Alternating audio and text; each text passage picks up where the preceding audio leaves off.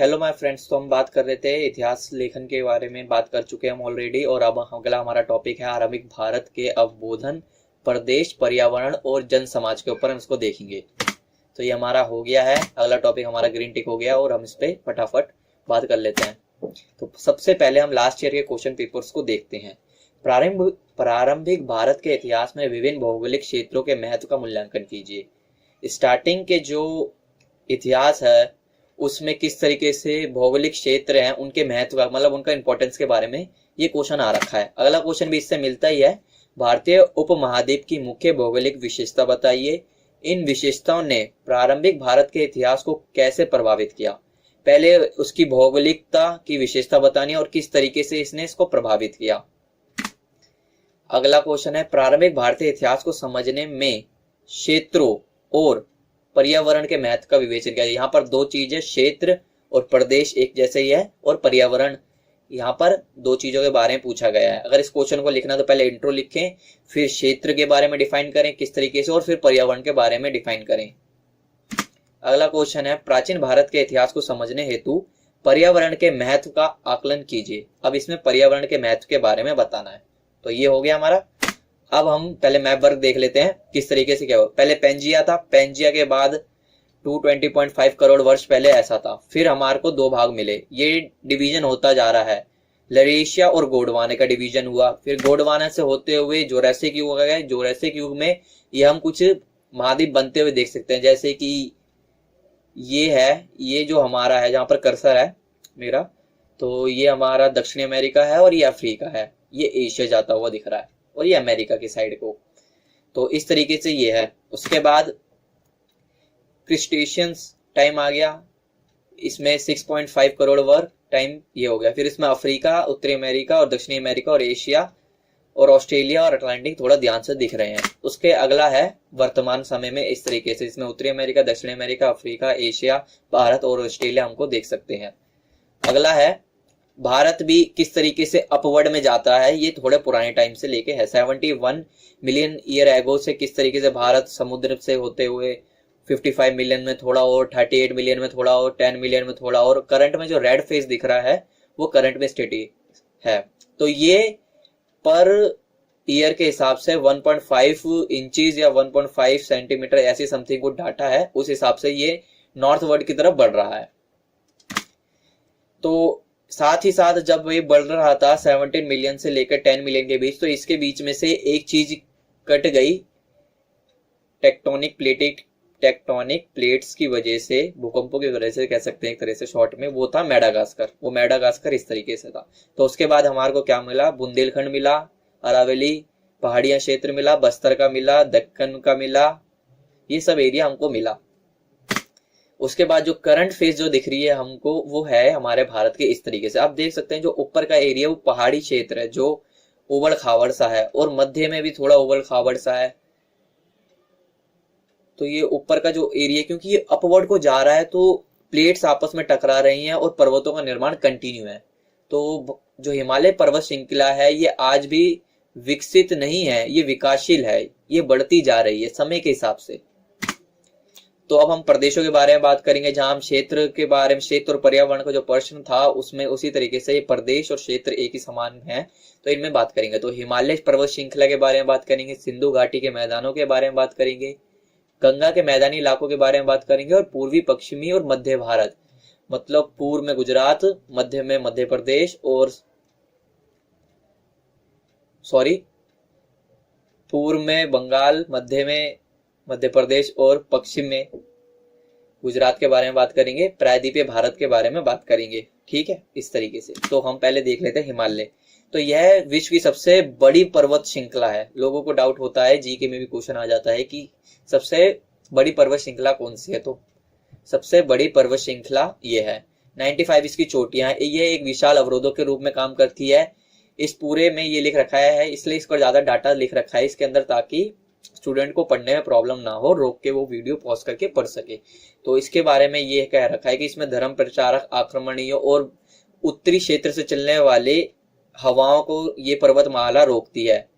इससे उस समय के इतिहास पर और करंट टाइम पे भी हमें बहुत फायदा होता है, क्योंकि जब वहां पर चीन के साइड पर ज्यादा बर्फ पड़ी या तापमान में अधिक ठंडी हुई तो उस वहां से लोग इस साइड हमारी उपमहाद्वीप में प्रवेश करने लग गए। तो इस तरीके से जो जनसंख्या का हस्तांतरण हुआ है उस तरीके से, तो इसको 3 भागों में बांट सकते हैं, पूर्वी पर्वत श्रृंखला, मध्य पर्वत श्रृंखला और पश्चिमी पर्वत श्रृंखला। ये इस तरीके से दिखती है कुछ, जिसमें भूटान है, नेपाल है और ये उत्तरी जम्मू कश्मीर का एरिया है। यहाँ देख सकते हैं ये इस तरीके से है। अगला क्वेश्चन है सिंधु घाटी के मैदानी इलाके। सिंधु घाटी का मैदानी इलाके ऊपरी हिस्से मैदान में पंजाब क्षेत्र, भारत और पाकिस्तान दोनों शामिल है। पाकिस्तान और पंजाब दोनों क्षेत्र शामिल है। इस क्षेत्र में सिंधु नदी की 5 सहायक नदियों ने एक विशाल कंघरी मैदान का निर्माण किया। कंकरी मतलब ये थोड़े पत्थरीदार है, प्लेन मैदान का निर्माण नहीं किया, जिससे उपमहाद्वीप का अन्न भंडारण कहा जा सकता है। पूर्व में यह मैदान गंगा के डेल्टा नदी मुख्य भूमध्य में मिल जाता है। मतलब ये है जैसे अगर हम वी को उल्टा कर दें, ये इस तरीके से है, देखो यहां से पाकिस्तान है, पाकिस्तान से इस तरीके से ये जाएगा और ये इस तरीके से हो जाएगा। मतलब ये ए का अल्फाबेट बना है मगर बीच की उसकी लाइन ना डाले, तो ये इस तरीके से यहाँ पूरे नदी दिख रही होगी, ये एक नदी जा रही है सारी और ये इस तरीके से है। मध्य में इतनी नदियां नहीं है, तो ये इस तरीके से हिमालय पर्वत श्रृंखला से निकली है इस तरीके से। तो ये हो गया। तो सिंधु घाटी और डेल्टा सिंध का निर्माण करती है। इसमें उत्तर पश्चिम में बलूचिस्तान की पहाड़ी और दक्षिण पूर्व में थार मरुस्थल के बीच के इलाके आते हैं। यह इलाका चावल और गेहूं के लिए इंपॉर्टेंट है। चावल और गेहूं का प्रयोग हमें एशियन टाइम में भी देखने को मिलता है। इस तरीके से हम ये कह सकते हैं कि पर्यावरण से जुड़ा हुआ है। भौगोलिक क्षेत्रों से भी उस समय के मानव का संबंध था। अगला है गंगा के मैदानी इलाके। तो ये गंगा के मैदानी इलाकों के बारे में देखेंगे तो गंगा का मैदानी इलाके उत्तरी भारत के गंगा के मैदान का निर्माण हिमालय के अभ्रक भाग में कच्छर मिट्टी के जमाव से होता है। मतलब ये थोड़ी नरम और उपजाऊ मिट्टी होती है। उसको 2 भागों में बांट सकते, 3 भागों में बांट सकते, उत्तरी, मध्य और निचले भाग में। ऊपरी मैदान में मुख्य रूप से पश्चिम और मध्य उत्तर प्रदेश के दोआब शामिल होते हैं। ठीक है, उत्तर प्रदेश का हिस्सा शामिल होता है मध्य और उत्तर भाग के। मध्य मैदान में पूर्वी उत्तर प्रदेश और बिहार आता है। यह इलाहाबाद से शुरू होता है जो गंगा और यमुना का संगम होता है। अंतिम स्थल निचले मैदान में बंगाल के क्षेत्र होता है। तो इसको और रिफाइन करके देखें तो पहले यहाँ उत्तर प्रदेश है, कुछ इस साइड में नेपाल के नीचे थोड़ा इस साइड को जाएंगे अगर, तो यहाँ पर हमारा बिहार है और इस साइड को हमारा बंगाल है। तो इस तरीके से ये है। तो इस प्रकार से इसका डिवीजन है। पूर्व, पश्चिम और मध्य भारत।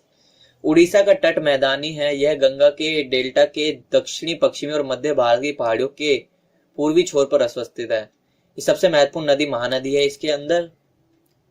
इस भूभाग का केंद्रीय प्रायद्वीपीय काठियावाड़ कहलाता है। कच्छ का रण निम्न भूमि है जो मानसून में दलदल में बदल जाती है।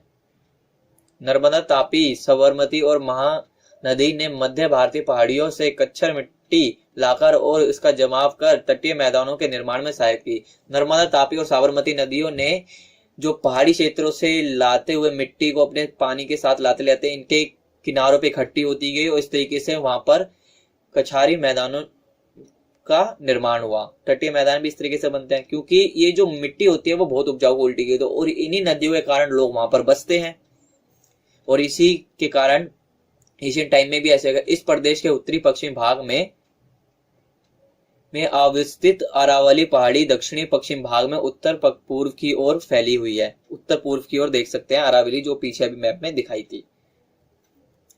छत्तीसगढ़ के मैदानी जिन्हें ऊपरी महानदी से पानी मिलता है, इसी प्रदेश के पूर्व में अवस्थित है। नर्मदा और तापी मुख्य नदियां हैं। तो इसमें पूर्व में किस तरीके से हमें अरावली वगैरह देखने को मिल रही है, महानदियों के बारे में देखने को मिल रहा है। नर्मदा, तापी जैसी नदियां हैं मध्य भारत में देखने को मिल रही है। तो ये सब है। अब प्रायद्वीपीय भारत की कछारी भूमि के विपरीत मतलब उल्टा प्रायद्वीप का वृद्ध भाग अर्चने रॉक्स से, मतलब ये एक रॉक्स है, क्या कहते हैं, पत्थर की क्वालिटी से निर्मित है। इस प्रकार की चट्टानें विश्व में सबसे पुरानी चट्टान है। नाइटस 3100 मिलियन वर्ष से भी अधिक है। नीलगिरी और पालिनी की पहाड़ियां इसके सर्वाधिक विश्लेषण उदाहरण है। पूर्वी घाटी ऐसी चट्टानों के अन्य वृहद क्षेत्र हैं। अरावली की पहाड़ियों से दक्षिण और श्रीलंका समेत अपनी त्रिभुजकारी व्यू वाले पहाड़ी प्रायद्वीपीय और प्रायद्वीपीय भारत से इतर के बीच का फर्क उनके उद्भव और उनकी भौतिक संरचना दोनों दृष्टियों में मौलिक है। नीलगिरी और अरावली की पहाड़ी से दक्षिण और श्रीलंका समेत अपने त्रिभुजकारी, मतलब ये जो ट्रायंगल है जो नीचे को बन रहा है हमारा, दोनों तट मिला के और ऊपर से बीच में उसको डिवीजन कर दे, तो वो एक अद्भुत कार्य। इससे हमारे को फायदा बहुत है, क्योंकि इससे हमारे जल संसाधन है जो जल संसाधन के रूप में जल संसाधन जो जल है उनका प्रयोग कर सकते हैं अपने व्यापार को बढ़ाने के लिए। एशियन टाइम में रोम का व्यापार जो इस तरीके से हुआ करता था, पानी के सोर्सेस पे भी जाया करता था, जहाजों के थ्रू, और भूमि भूभागों से भी जाया करता था। इस तरीके से एशियन टाइम में मानव की को इनने प्रभावित किया, और वही कारण हमें एग्जाम में लिखने। पारदर्शी विभिन्नता और पर्यावरणीय परिवर्तन। अब पर्यावरण के ऊपर देखते हैं। अब हुआ यूं कि पाषाण काल में हम देखते हैं कि शिकार संग्रह बहुत हद तक प्राकृतिक संसाधनों पर निर्भर हुआ करता था। कारण क्या है? क्योंकि वो कंदमूल, फल, शहद जैसी खाद्य वस्तुओं कहां से, पशु पक्षियों मछलियों आहार कहां से पाते थे? पर्यावरण से पाते थे। और पर्यावरण में ही तो आते हैं ये सब चीजें। इसलिए हम कह सकते हैं कि भारतीय इतिहास में पर्यावरण का एक अलग ही महत्व है। जलवायु में इस परिवर्तन से मानव जीवन प्रभावित हुआ और पशुओं तथा वनस्पतियों में भी बदलाव आया। जो मैंने पीछे जलवायु के बारे में बात करी, तो एक टाइम आया था कुछ 90,000 ईसा पूर्व के आसपास, जिसमें उत्तरी क्षेत्र के अंदर अधिक शीतल हवाएं चलने लगी, मतलब ठंडी ज्यादा हो गई थी। तो लोगों ने उत्तरी चीन और को पार करते हुए हमारे भारत में प्रवेश किया। ये सिंधु क्षेत्र से ही प्रवेश करते हुए आए।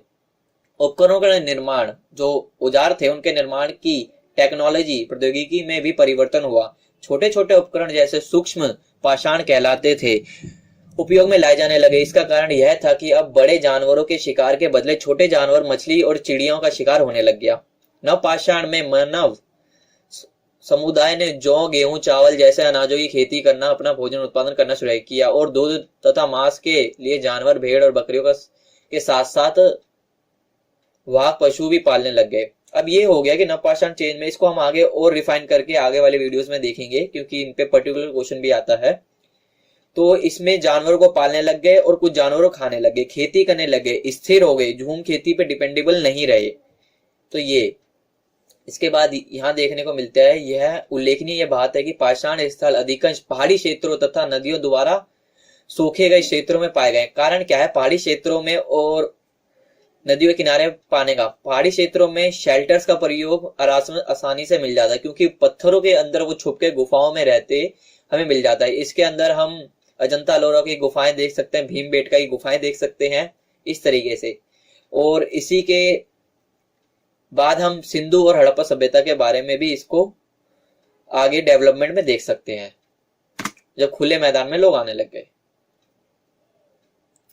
अब है पर्यावरण में, तो उपमहाद्वीप में आर्यों के आगमन। अब पहले हम एशियन टाइम में जो फुल्ली डेवलप मानव नहीं था उसके बारे में पढ़ लेता, आर्यों के बारे में। आर्यों के आगमन में पर्यावरण कारकों से जुड़ा हुआ है। विद्वानों का मत है कि ईसा पूर्व तीसरी और दूसरी सहस्त्राब्दी में मध्य एशिया जलवायु बहुत सर्द हो चुकी थी। दूसरी सहस्त्राब्दी के आरंभ से मध्य एशिया की सर्दी बहुत बढ़ गई। प्रमाणित ईसा पूर्व के लगभग 1,500 वर्ष पूर्व में दक्षिण मध्य एशिया के लोग उष्ण अथवा कम सर्दी वाले प्रदेश की तलाश में भारत उपमहाद्वीप की दिशा में आगे बढ़ गए।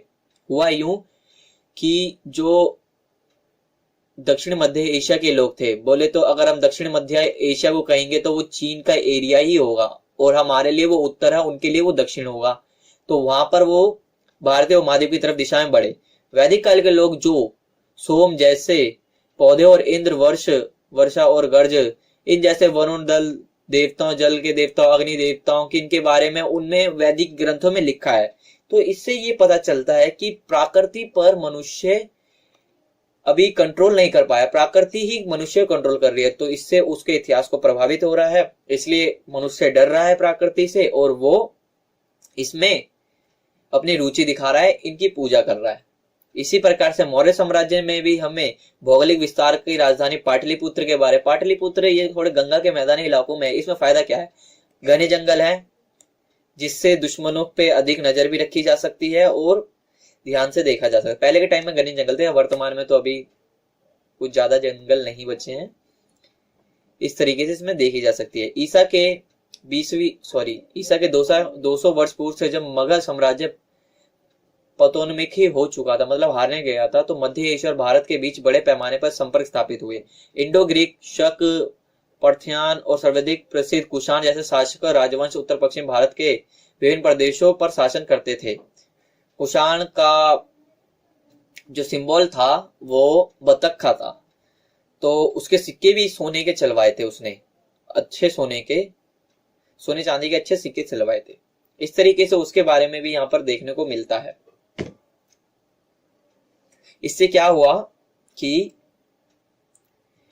ट्रेड बढ़ा। ट्रेड कैसे बढ़ रहा है, पर्यावरणिक स्रोतित है, भौगोलिक कारक है। कैसे, क्योंकि ये जो हमारा तटीय एरिया है, पूर्वी और पश्चिमी एरिया, यहाँ पर अपने बंदरगाहों की स्थापना की गई, जिसके कारण इस तरीके का ट्रेड डेवलप हुआ। बढ़ते आंतरिक और बाहरी व्यापार ने मौर्य काल के विभिन्न क्षेत्रों के में विकास को सुगम बना दिया। पूर्वी और पश्चिमी तटों पर बने पत्तनों से व्यापारिक गतिविधियों में विकास हुआ। इस तरीके से तो ये कह सकते हैं कि डेवलपमेंट किस तरीके से हुई। तो like, share and subscribe if you like video. तो इसको थोड़ा और रिफाइन कर लेते हैं। तो इसको अब पर्यावरण के सोर्सेज से कैसे, खाने के लिए मिल जाता था, रहने के लिए मिल जाता था, व्यापार होने लग गया, खनिज पदार्थ, लोहे वगैरह पदार्थ मिलने लग गए, खेती में उपयोग होने लग गया, जानवरों के मांस का प्रयोग होने लग गया, उनको मांस को मतलब ऊपरी चर्बी को हटा के उनको पहन लिया जाता था, जिससे सर्दियों में बचे जाते थे। तो इस तरीके से पर्यावरण के बारे से इतिहास को समझने में और इसके महत्व पे भी हम विचार कर सकते हैं। Bye, take care, thank you.